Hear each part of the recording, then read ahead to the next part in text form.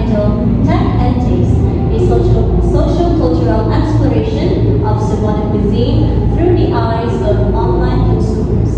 I am Rochelle Mabana, Julian Lopez, Rosemary Anjuno, April Rose Diacor, Bianme Malaba, and we will walk you through our statement of the problem, results and discussion, and our conclusions and recommendations.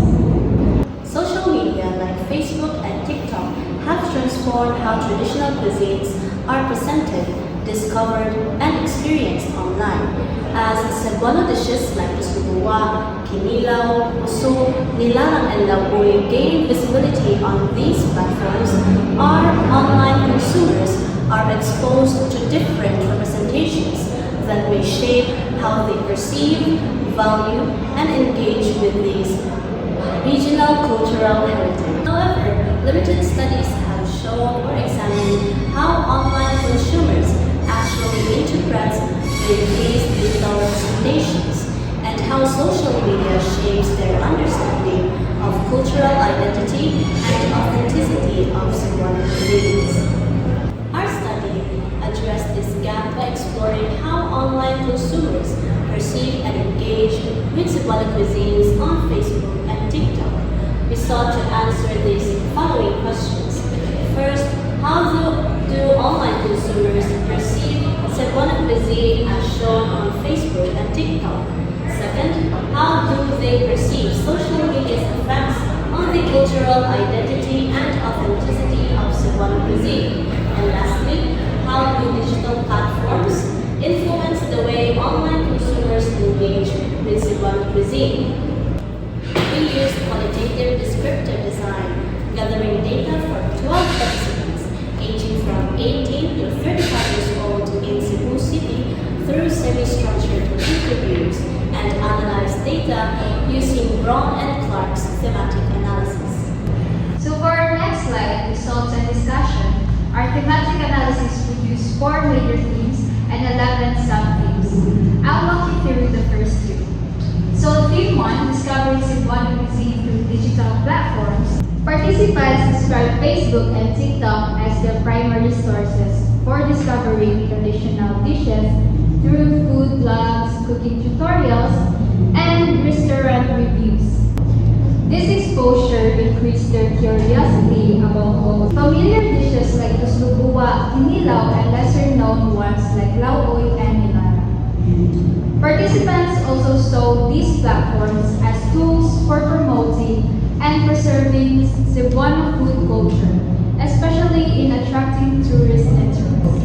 Authenticity emerged as the most valued quality in Cebuano food content. Participants trusted content that accurately represented traditional preparations methods, especially when represented by local Cebuano. They also associated authentic food with family traditions and cultural identity.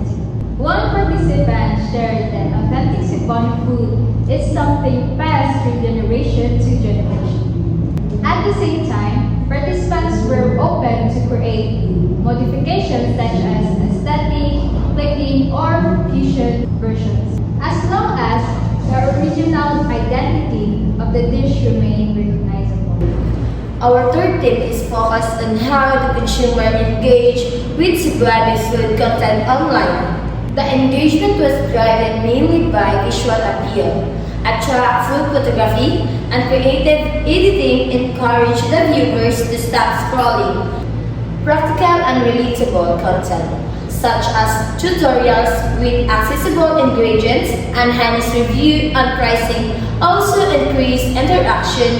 Most participants, however, describe themselves as passive engagers, liking, saving, and occasionally sharing, while content creation remained uncommon. The fourth thing demonstrates the digital engagement extend beyond online interaction and influence real-life behavior.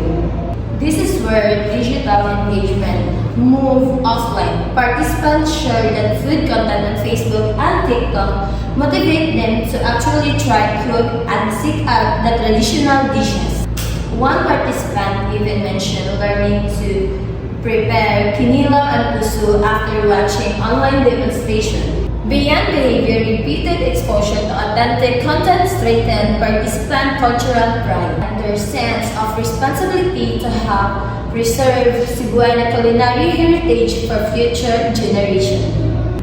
Based on our findings, we arrive at four conclusions.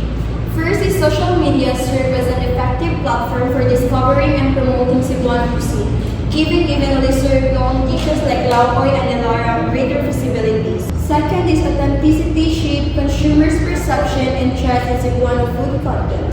Accurate representation of preparation methods and cultural practices matters most to them.